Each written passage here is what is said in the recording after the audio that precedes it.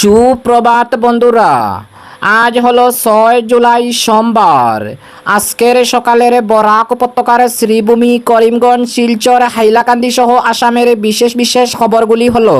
আজ থেকে অসম বিধানসভার বাজেট অধিবেশন শুরু। বিস্তারিত থাকবে প্রতিবেদনে। অসম রাজ্যের 35টি জেলায় আসামের লোকসেবার অধীনে বিভিন্ন বিভাগের চাকরির পরীক্ষা অনুষ্ঠিত হবে। গতকাল থেকে শ্রীভূমি, করিমগঞ্জ ও আগরতলার মধ্যে শুরু হয়েছে ইলেকট্রিক ট্রেন, অর্থাৎ বিদ্যুতের সাহায্যে যাত্রীবাহী ট্রেন চলাচল। বরাক উপত্যকার হাইলাকান্দি পুলিশের বড় সাফল্য।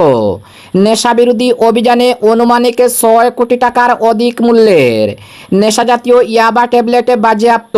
বিস্তারিত থাকবে প্রতিবেদনে। অসম রাজ্যের কৃষি বিভাগের উদ্যোগে 1 কোটি উচ্চ উৎপাদনক্ষম উদ্যান শস্যের চারা বিতরণের লক্ষ্য নির্ধারণ। নদীতে স্নান করতে গিয়ে জলে ডুবে মৃত্যু ছাত্রের। শিলচর ও ইম্ফলের জাতীয় সড়কে আটকে পড়ল 5,000 লরি। চরমে দুর্ভোগে গাড়ি চালকরা এবং ঘোষিত বিদেশিকে আগামী 24 ঘন্টার মধ্যে দেশ ছাড়ার নির্দেশ। তাহলে বিস্তারিত খবরে যাওয়ার আগে অবশ্যই ভিডিওটিতে একটি লাইক দিয়ে চ্যানেলটি সাবস্ক্রাইব করে পাশের বেল আইকনটি বাজিয়ে রাখবেন এবং ফেসবুক পেজে দেখে থাকলে পেজটি ফলো করে ভিডিওটি শেয়ার করবেন, যাতে সঠিক খবরগুলি সবার কাছে পৌঁছাতে পারি। এবার শুনুন আজকের খবরের বিস্তারিত। প্রথম খবর, আজ থেকে অসম বিধানসভার বাজেট অধিবেশন শুরু। ষোড়শ আসাম বিধানসভার বাজেট অধিবেশন আজ থেকে দিশপুরে শুরু হবে। 21 দিনব্যাপী কর্মসূচির মাধ্যমে এই অধিবেশনে চলবে। এই অধিবেশনে অর্থমন্ত্রী জয়ন্ত মল্ল বড়ুয়া 10 জুলাই ডক্টর হিমন্ত বিশ্ব শর্মার নেতৃত্বাধীন অসম সরকারের দ্বিতীয় কার্যকালের প্রথম পূর্ণাঙ্গ বাজেট উত্থাপন করবেন। এই অধিবেশনে মোট 16টি বৈঠক বসবে। আগামী 31 জুলাই বাজেট অধিবেশন শেষ হবে।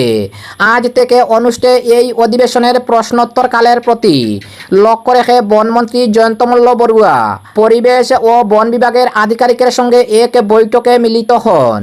উল্লেখ্য, সভায় মুখ্যমন্ত্রী, অধ্যক্ষ, উপাধ্যক্ষ তথা বিরোধী দলনেতার বক্তব্যের সময় বিধায়করা হস্তক্ষেপ করতে পারবেন না বলে বিধানসভার অধ্যক্ষ রণজিৎ কুমার দাস জানান। সর্বদলীয় বৈঠকে গ্রহণ করা এই সিদ্ধান্ত সম্পর্কে অধ্যক্ষ গতকাল সামাজিক মাধ্যমে একথা প্রকাশ করেন। অপরদিকে রাজ্যের 35টি জেলায় আসামের লোকসেবার অধীনে বিভিন্ন বিভাগের চাকরির পরীক্ষা গতকাল অনুষ্ঠিত হয়েছে। রাজ্যের 35টি জেলার পরীক্ষা কেন্দ্রে গতকাল আসামের লোকসেবা আয়োগের অধীনে সংযুক্ত প্রতিযোগিতামূলক প্রারম্ভিক পরীক্ষা অনুষ্ঠিত হয়েছে। এবছর 41,695 জন পরীক্ষার্থী এই পরীক্ষায় অবতীর্ণ হয়েছে। আসামের লোকসেবা আয়োগের অধীনে 78টি পদের জন্য এই পরীক্ষা অনুষ্ঠিত হয়েছে। এরই মধ্যে অসামরিক সেবার জন্য 45টি পদ, আসাম পুলিশ সেবায় 6টি, জেলা পরিবহন আধিকারিকের জন্য 1টি, আবগারি অধীক্ষকের 1টি, সমবায় সমিতি সহকারী পঞ্জীয়কের 1টি পদ, আসামে নগর প্রশাসনিক সেবায় 1টি, শ্রম পরিদর্শকের 5টি, আবগারি পরিদর্শকের পদ 1টি, সহকারী নিয়োগ আধিকারিকের 1টি, উপপঞ্জীয়কের 1টি এবং গবেষণা সহায়কের জন্য 1টি পদে নির্ধারণ করা হয়েছে।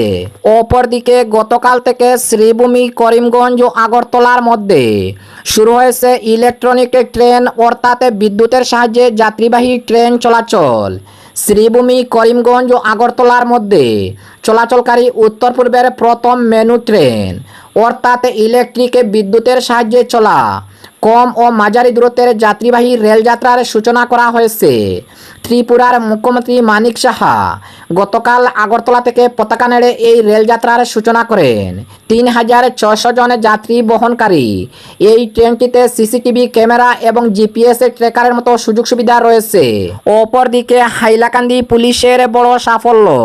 হাইলাকান্দি পুলিশের অভিযানে আনুমানিক 6 কোটি টাকার অধিক মূল্যের নেশাজাতীয় ইয়াবা ট্যাবলেট বাজেয়াপ্ত। বরাক উপত্যকার হাইলাকান্দি পুলিশ গতকাল গোপন সূত্রের খবরের ভিত্তিতে বিশেষ অভিযান চালিয়ে রামনাথপুর এলাকা থেকে প্রায় 50,000 নেশাজাতীয় ইয়াবা ট্যাবলেট বাজেয়াপ্ত করেছে। পুলিশ ঘটনার সঙ্গে যুক্ত থাকার অভিযোগে একজন ব্যক্তিকে ও একটি 4 চাকার গাড়ি আটক করেছে।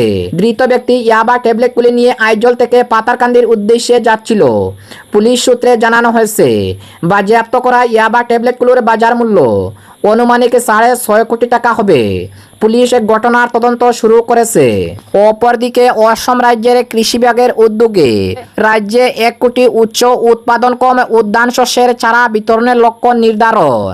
রাজ্যের কৃষি বিভাগ সমগ্র রাজ্যে 1 কোটি উচ্চ উৎপাদনক্ষম উদ্যান শস্যের চারা বিতরণের লক্ষ্য নির্ধারণ করেছে। রাজ্যের কৃষিমন্ত্রী পীযূষ হাজারিকা গতকাল অসমের গৌহাটির আসাম কৃষি বিদ্যালয়ের উদ্যান শস্য গবেষণা কেন্দ্রে গাছের চারা এবং ডাল জাতীয় শস্যের বীজ তথা রোপণ সামগ্রী বিতরণ করে একথা জানান। তিনি বলেন, একই জমিতে পরিকল্পিতভাবে তথা সমান্তরালভাবে নারিকেল, আনারস, ড্রাগন ফ্রুট ইত্যাদি লাভজনক শস্যের চাষ করলে কৃষকদের পরিবারগুলি অর্থনৈতিকভাবে লাভান্বিত হবে। মন্ত্রী পীযূষ হাজারিকা রাজ্যের যুব প্রজন্মকে চাকুরির জন্য বহিরাজ্যে যাওয়ার পরিবর্তে বাণিজ্যিক কৃষিকে গ্রহণ করার আহ্বান জানিয়েছেন। কৃষকদের স্বার্থ সুরক্ষিত করার জন্য সরকারের প্রকল্পের কথা উল্লেখ করে মন্ত্রী পীযূষ হাজারিকা বলেন, সর্বাধিক খুচরো মূল্যের চেয়ে বেশি দামে সার বিক্রি করা বিক্রেতাদের বিরুদ্ধে কঠোর ব্যবস্থা গ্রহণ করা হবে। এবছরে সঠিক সময়ে ধানের বীজ বিতরণ করার ফলে স্থানীয় কৃষকরা উপকৃত হয়েছেন বলে তিনি উল্লেখ করেন। অনুষ্ঠানে মন্ত্রী পীযূষ হাজারিকা 100 জন কৃষকের মধ্যে গাছের চারা, বীজ, স্প্রে মেশিন ইত্যাদি বিতরণ করেন। অপরদিকে নদীতে স্নান করতে গিয়ে জলে ডুবে মৃত্যু ছাত্রের। অসমের বঙ্গাইগাঁও জেলার চম্পাবতী নদীতে স্নান করতে গিয়ে নিখোঁজ হওয়া এক ছাত্রের মৃতদেহ উদ্ধার করা হয়েছে। মৃত ছাত্রের নাম সত্যজিৎ বর্মন, বয়স 13। জানা গেছে, স্নান করতে নেমে নদীর স্রোতে তলিয়ে যায় সত্যজিৎ। এরপর থেকে তার খুঁজে তল্লাশি শুরু করে এসডিআরএফের দল। অবশেষে ধুবড়ী জেলার রঙ্গামাটি এলাকায় স্থানীয় বাসিন্দারা নদীতে ভাসমান অবস্থায় ছাত্রটির মৃতদেহ দেখতে পান। পরে এসডিআরএফের উদ্ধারকারী দল মৃতদেহটি উদ্ধার করে। এই ঘটনায় এলাকা জুড়ে শোকের ছায়া নেমে এসেছে। অপরদিকে শিলচর ও ইম্ফলে জাতীয় সড়কে আটকে পড়ল 5,000 লরি। চরমে দুর্ভোগে গাড়ি চালকরা। শিলচর ইম্ফল 37 নম্বরের জাতীয় সড়কে গত 10 দিন ধরে প্রায় 5,000 মালবোঝাই লরি আটকে থাকায় চরমে সংকটের মুখে পড়েছেন চালক ও সহচালক এবং খালাসিরা। ফুলেরতল থেকে জিরিঘাট পর্যন্ত প্রায় 15 কিলোমিটার জুড়ে লরির দীর্ঘ সারি সৃষ্টি হয়েছে, যার ফলে যান চলাচল ব্যাপকভাবে ব্যাহত হয়েছে। জানা গেছে, প্রতিদিন সীমিত সংখ্যক লরিকে পুলিশি নিরাপত্তার মধ্যে জিরিবাম থেকে ইম্ফলের উদ্দেশ্যে পাঠানো হলেও অসম মণিপুর সীমান্তে এখনও হাজার হাজার পণ্যবাহী লরি অপেক্ষমান রয়েছে। দীর্ঘদিন ধরে আটকে থাকার কারণে খাদ্য, বিশুদ্ধ পানীয় জল ও শৌচাগারের অভাবে চালক ও খালাসিদের মধ্যে মানবিক সংকট তৈরি হয়েছে বলে অভিযোগ। এদিকে পরিস্থিতি মোকাবিলায় শিলচরের ট্রাক ড্রাইভার অ্যাসোসিয়েশন গত 1 জুলাই থেকে প্রতিদিন আটকে পড়া চালকদের মধ্যে খাদ্য সামগ্রী এবং প্রায় 4,000 লিটার বিশুদ্ধ পানীয় জল বিতরণ করে আসছে। তবে শৌচাগারের কোনো ব্যবস্থা না থাকায় দুর্ভোগ আরও বেড়েছে। অ্যাসোসিয়েশনের কর্মকর্তারা অবিলম্বে প্রশাসনের হস্তক্ষেপ দাবি করে বলেন, আটকে পড়া চালক ও খালাসিদের জন্য খাদ্য, বিশুদ্ধ পানীয় জল, অস্থায়ী শৌচাগার সহ প্রয়োজনীয় মৌলিক সুবিধার দ্রুত ব্যবস্থা করা জরুরি। এবং আজকের শেষ খবরটি, ঘোষিত বিদেশিকে 24 ঘন্টার মধ্যে দেশ ছাড়ার নির্দেশ জারি। দীর্ঘ কয়েক দশক পর আবারও 1950 সালের ইমিগ্রেন্টস এক্সপলিশন ফ্রম আসাম অ্যাক্ট প্রয়োগ করে বিশ্বনাথ জেলা প্রশাসন এক ঘোষিত বিদেশিকে 24 ঘন্টার মধ্যে ভারত ছাড়ার নির্দেশ দিয়েছে।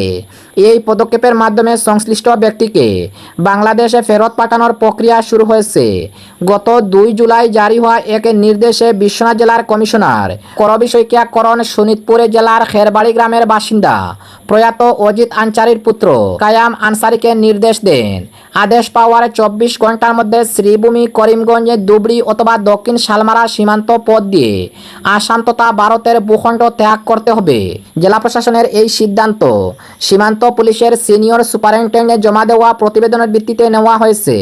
প্রতিবেদনে উল্লেখ করা হয়েছে 2008 সালের এক মামলায় বিদেশি ট্রাইব্যুনাল কায়াম আনসারিকে বাংলাদেশের নাগরিক হিসাবে ঘোষণা করা হয়েছিল। প্রতিবেদন অনুযায়ী গত বছরের 28 মে তাকে আটক করা হয় এবং এরপর থেকে তিনি মাতিয়া ট্রানজিট ক্যাম্পে রয়েছেন। সীমান্ত পুলিশের জেলা প্রশাসনকে জানিয়েছে তাকে ঘিরে কোনো আদালতে মামলার রিট পিটিশন বা অন্য কোনো আইনি প্রক্রিয়া বিচারাধীন নেই, তবে তাকে বাংলাদেশে ফেরত পাঠানোর ক্ষেত্রে আর কোনো আইনি বাধা নেই। নির্দেশে আরও বলা হয়েছে নির্ধারিত সময়ের মধ্যে তিনি স্বেচ্ছায় দেশ না ছাড়লে 1950 সালের ইমিগ্রেন্টস এক্সপলিউশন ফ্রম আসাম অ্যাক্ট এবং অন্যান্য প্রযোজ্য আইনের আওতায় সরকার তাকে আসাম থেকে বহিষ্কার করবে। এছাড়া সীমান্ত পুলিশের সিনিয়র সুপারিনটেন্ডেন্টকে প্রয়োজনীয় সমস্ত প্রশাসনিক ও আইনি আনুষ্ঠানিকতা সম্পন্ন করতে সংশ্লিষ্ট কর্তৃপক্ষের সঙ্গে সমন্বয় করে বহিষ্কারের প্রক্রিয়া সম্পন্ন করার নির্দেশ দেওয়া হয়েছে। উল্লেখ্য, দেশভাগের পর তৎকালীন পূর্ব পাকিস্তান থেকে আসামে অধিবাসনে মোকাবিলার উদ্দেশ্যে 1950 সালে এই আইন প্রণয়ন করা হয়েছিল, তবে সাম্প্রতিক কয়েক দশকে এই আইনের ব্যবহার খুবই বিরল। বর্তমান নির্দেশটি সেই বিরল ঘটনাগুলির অন্যতম। এর আগে গত বছরের নভেম্বর মাসে শোনিতপুর জেলা প্রশাসন একই আইনের আওতায় 5 জন ঘোষিত বিদেশিকে 24 ঘন্টার মধ্যে ভারত ত্যাগের নির্দেশ দিয়েছিল। বাংলাদেশ সীমান্তবর্তী শ্রীভূমি, করিমগঞ্জ, ধুবড়ী ও দক্ষিণ শালমারা, মানকাছাড় জেলাগুলিকে এ ধরনের বহিষ্কার কার্যকর করার জন্য নির্ধারিত সীমান্ত রুট হিসাবে ব্যবহার করা হয়।